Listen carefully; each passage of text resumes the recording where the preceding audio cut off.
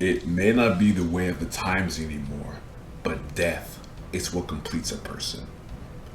Kaido is one of the most fascinating and yet mysterious characters in all of One Piece.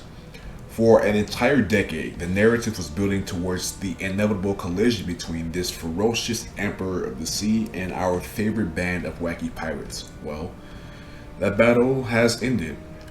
Kaido is defeated. And a series rich of captivating antagonists, merciless enemies, and outright Saturday morning cartoon levels of villainy, the question remains, where does Kaido land? Did he fulfill his role in the story? I am Jay Adonis, and today we're going to be talking about a man I personally consider to be one of the best antagonists in One Piece. Even if there are some things missing to fully round out his overall arc, and that man is Kaido, King of the Beasts.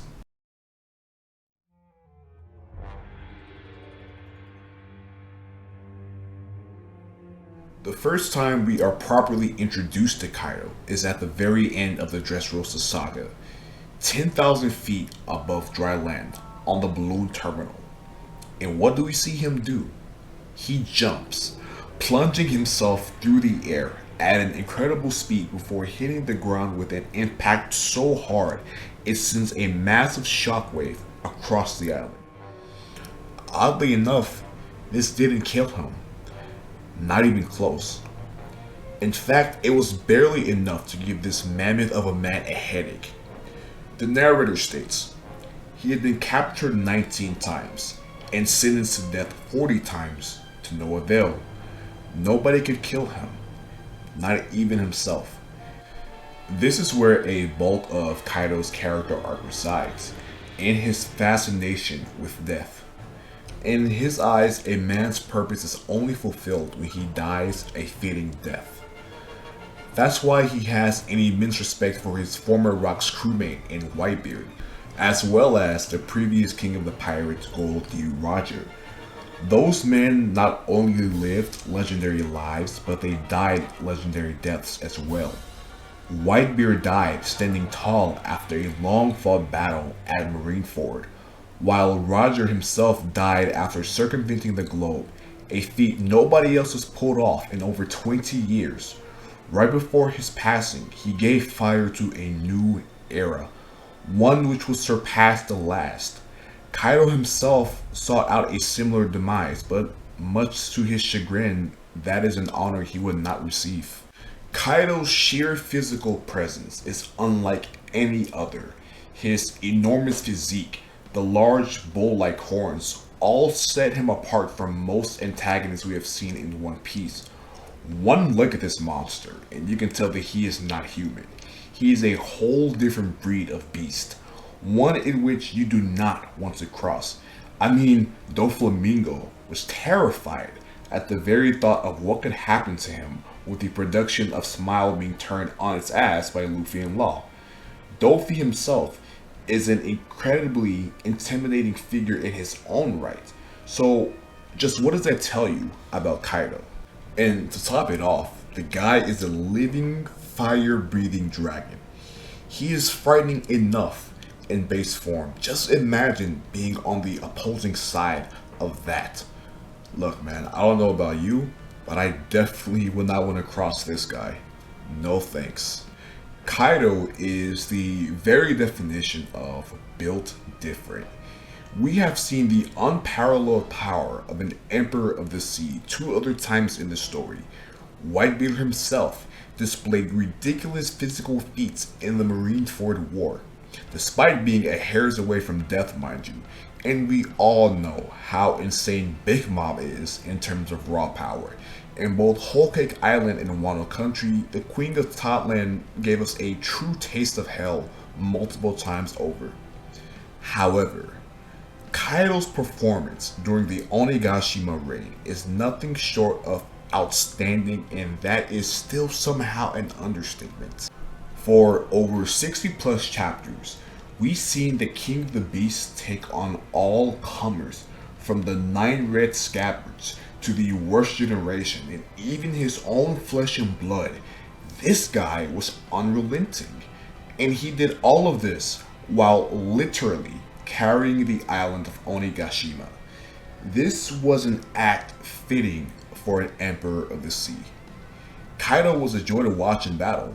Although his fighting style is nothing super flashy or special, the brutality he takes on with every attack really makes you feel his fury.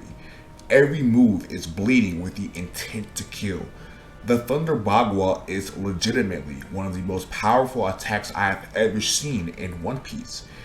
A crazed Oni rushing at you with a speed unheard of for a man of his stature, and a Kanabo coated in Supreme King's Haki is a recipe for disaster. I mean, just ask Luffy, who was knocked out several times by different variants of this move. Kaido is a powerhouse, unlike any other in the series. His epithet of being the world's strongest creature is lived up to many times over. He's a beast, with all three forms of Haki seemingly maxed out and a devil fruit that grants him elemental powers and crazy durability. It's no wonder Kaido sits at the top, alone. For as strong as Kaido is, this strength has also led to a bit of a crisis, a massive downside for many years. There was nobody to challenge him. It's akin to having all the riches in the world, but you go home at night to nobody. There is an emptiness there. This is the position Kaido has found himself in. His ego and moral code as a pirate led to him ultimately killing Kozuki Oden, the one man who was able to give Kaido a real fight before our rubbery protagonist came along. As awful as he may be as a person, at the surface level, I kinda empathize with the guy. That is an extremely depressing way to live your life. You spend your entire life fighting, climbing to the top of that mountain, eliminating all who stand in your path. This continues for decades, and after a long journey, you reach that peak, and you look down to take in the sight, only to see nothing. It's no wonder Kaido spends all of his free time drinking or trying to end his own life. What else is there to do? This is such a unique take on a One Piece villain and quite refreshing in my opinion. Doflamingo and Crocodile are two characters most One Piece readers, including myself, hold in especially high esteem, and rightfully so. They play their respective roles masterfully. However, both are arrogant, egotistical rulers who make the fatal mistake of underestimating Straw Hat Luffy. Kaido, on the other side, did not make this mistake. Instead, he was willing to give Luffy a fighting chance before defeating him on not one, not two, but three different occasions. He didn't underestimate Luffy. If anything, he overestimated him initially. You see, a big part of Kaido's philosophy has to do with fighting. His outlook on combat is actually pretty reminiscent of the Saiyans from Dragon Ball, where being the strongest isn't the end goal, but toppling every opponent, overcoming every obstacle, seeing what challenges await you on the other side of all that. That is the thrill of fighting. But for Kaido, it actually goes a little bit deeper than that. Fighting is all Kaido has ever known. From the time he was used as a machine of war during his childhood, up to his adolescence where the Kingdom of Vodka used him as a chess piece in political affairs because of how damn strong he was. Kaido's entire world has revolved around violence. Are we really surprised that he grew up to be an all-ruling force of nature who sees combat as the only means of equality? When you think about it, his viewpoint isn't entirely unjustified. Kaido himself was never treated as a person. This would warp anybody's psyche. Of course, it's obvious Kaido never actually minded this. He loves violence, even from a very young age. Kaido isn't just a mindless, battle-hungry brute though. His characterization is chock full of little nuances that were either left unopened intentionally or Oda just did not have the time to fully flesh out Kaido the way he wanted to. But regardless of that, there's still a lot beneath the surface. I was convinced that Kaido would be the best antagonist in the series without question. Whether or not I still stand by that, well, we will get into that a little bit later. As I was saying, Kaido was on track to be in a league of his own, and this idea did not come out of nowhere. The proof was in the pudding. In many ways, I expected Kaido to be a Broly-like character, and while that comparison may have some validity, Kaido instead turned out to be surprisingly collected whenever he's sober, that is. And he's been shown to be respectful to his subordinates and those he deems powerful. He also has shown to have a bit of a moral code, albeit a very twisted one. One thing that I really like about Kaido is that he is not above admitting fault or righting a wrong when necessary. After Kurozumi Higurashi interfered in his battle with Oden, Kaido had her killed and even apologized to Oden for what happened, but despite that, he was still set on killing Oden that day. Because above all else, Kaido is a pirate. That duel's conclusion was not only shameful for Oden, but for Kaido as well. He waited so long for a challenge, for somebody like Oden, and when that opportunity presented itself, that faithful battle ended via interference from the Kurozumi clan. It's only right to apologize. There is an unspoken respect there, one in which you can only experience through battle. Kaido's apology came from a place of genuine regret and admiration for Kozuki Oden's strength. The same thing happened with Luffy. After Fedora had CP0 guy gets involved with the battle, right as it was reaching its rousing conclusion, costing Luffy the battle. You can see the expression on Kaido's face. He looks absolutely devastated and gutted by this. For a second time, his fun has been ruined.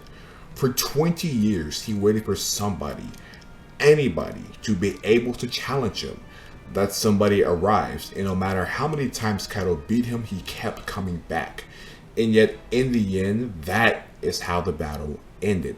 Following these events, Kaido quickly dispatches a Fedora hat guy, and after Luffy recovers from his brush with death, Kaido displays gratitude to Luffy for surviving and makes it a point to apologize for what happened, saying that he didn't want to win that way. I found myself interested by this act of honor from Kaido. Behind all the brawn, there is a man who really values freedom and expression of self. The only problem with this ideology is that it is almost entirely rooted in violence. In Kaido's eyes, might makes right, and he isn't necessarily wrong there. This is a man who's seen his fair share of hell. We, the readers, unfortunately don't know the full scope of Kaido's life experiences at the moment, but the brief flashback we did get in a number of quotes straight from the world's strongest creature's mouth does at least give us a slight idea. Kaido is somebody who sought to change the world, and although his methods of doing so were by no means ideal, he is well aware of the state of the world and his role in it. It is shown to us, the readers, on a number of different occasions that Kaido knows far more than he lets on. You couldn't be Joy Boy either, it seems, is one of his most notable lines simply because of the narrative implications. For starters, how does Kaido know of Joy Boy? I would love nothing more than to sit here and theorize for hours about that, but unfortunately, that is not the kind of video this is. Though the source of his knowledge remains unknown as of this recording, we can look at the aforementioned quote from a different lens. Saying that Luffy couldn't be Joy Boy either, a statement which will later be proven as false by the way, implies two things. Kaido thought himself to be Joy Boy at one point, and he was waiting for the day where Joy Boy arrives. The latter is proven to be correct as shown in the mini flashback during chapter 1049. The only man who could defeat Kaido is Joy Boy. Regarding the former, I should clarify it's not explicitly stated that this was the case, but there is evidence which does strongly suggest such without outright saying it, just not in the way that we think. Kaido did want to change the world. It's his vision of what the world should look like which ultimately led him astray. As I touched on not too long ago, Kaido was born into, grew up around, and craved violence. But he wasn't ignorant to the inner workings of society, those patriarchies in place which led to somebody like him being used as an accessory of war at the fresh ripe age of 10 years old. All of his life's experiences led to Kaido believing that the only way to change the world was by dragging those in power into battle. So what happened? Was this dream of Kaido's abandoned? It's not too clear when the shift took place, but with points A and B plotted out for us, we can infer that somewhere along the line, Kaido simply lost sight. Something in Kaido's life drastically changed his worldview.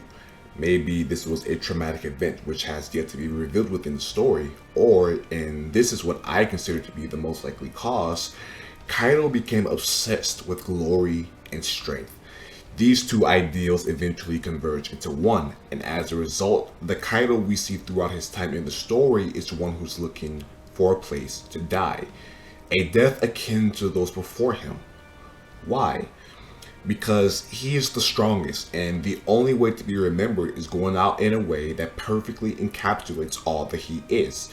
But there is one thing that Kaido seems to have misunderstood about the demise of his predecessors. Their deaths meant what they did because of the lives they led and their values as people. Roger's final message to the world ignited the spark that gave way to an entire generation of pirates, hoping that one of the countless pirates at sea would be able to find the legendary treasure that would change the world. And Whitebeard died while fanning the flame of an uprising. These men didn't die for the sake of it. It is not their deaths that solidified their purpose for existing, but rather the way and how they lived. It's an interesting and brutal, self-fulfilling prophecy, really. And looking for a place to die, Kaido would instead be served an end nobody would witness and no one would speak of. The only thing known to the world is that he is the man Joy Boy defeated to reclaim the land of Wano. Everything I've said up until this point has been me articulating to the best of my abilities how Kaido is presented across the hundreds of chapters he has been active in the story. Now, let's address the elephant in the room. Was Kaido a good villain? And in order to answer this question, we must first ask ourselves what defines a good villain. This will obviously vary from person to person, and there's no one definitive answer as to what makes or breaks an antagonist. The good thing about One Piece is this story has no shortage of great villains, so we will use two of them as a measuring stick, so to speak. Doflamingo and Crocodile in particular are two antagonists almost every One Piece fan I've interacted with can't say a bad thing about. These two characters serve their role in the story to a T. Crocodile was the first major challenge on Luffy's journey, being one of the 7 warlords of the sea. He went on to defeat Luffy twice before finally being usurped from glory. Crocodile is cunning, merciless, and rotten to the core. This is a man with 0 redeeming qualities. At no point during his screen time in Arabasta did I find myself empathizing or even liking Crocodile. I just wanted him to get his ass handed to him by Luffy. Croc was the big bad. His every appearance came with a level of intimidation and presence that few antagonists going forward would be able to hold a candle to. This brings us to Doflamingo, the ever charismatic and devious heavenly demon. Dofi is a lot like Crocodile, in that they were both members of the Shichibukai who sought to rule a kingdom for their own selfish reasons. The difference is, Dofi actually succeeded. Doflamingo took the throne of Dressrosa by orchestrating a plan so vile and so heinous. Anytime I revisit the Dressrosa arc, I find it incredibly difficult to watch. Doflamingo is someone who many fans consider to be the best villain in all of One Piece, and for good reason. Oda managed to perfectly write the devil himself in a way that shows us that yes, he is a monster, but he is still human. Doflamingo is a victim of his upbringing. He wasn't born evil. The circumstances around him gave birth to a heathen set on watching the world around him burn to ash. Dofi also serves as a staircase to the next level Luffy needed to get to in order to become the Pirate King, that being the 4 Emperors of the Sea. Doflamingo's defeat set into motion a series of events that ultimately led us to the very man we're discussing here in this video. and that's Kaido, of course. And so the question remains, can Kaido be spoken of in the same sentence as those who came before him in the story? And in my honest, humble opinion, yes, he can. I don't think it's fair to Kaido as a character to hold what wasn't explored against him, and a lot of it has to do with the role he plays in Wano Country.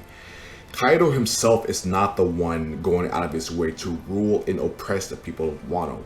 That is Orochi. That snake bastard with a devil fruit, far too cool for him, is the one be written for us to despise. Kaido is just a muscle, the X Factor who is benefiting from the imprisonment of an entire nation. It's hard to hate Kaido or see him as extremely dastardly when he himself has done little on screen to justify such a strong emotion. Kaido isn't as charismatic as Doflamingo or as cunning as Crocodile. He sits somewhere in between these two. The lack of a lengthy backstory and his record 0 kills in the raid are detriments indeed, which keep him from being the best villain in the story to date, but none of that takes away from the characterization he did get, at least to me. Kaido is still very much one of the best antagonists Oda has written. I completely understand the grievances of those who read his character conclusion weekly, like myself. There was undeniably set up for a more fleshed out and well-rounded character. Expectations are a tricky thing, especially when the story itself is telling us there's more to a character than meets the eye. But I hope this video added some much needed context to Kaido and who he is.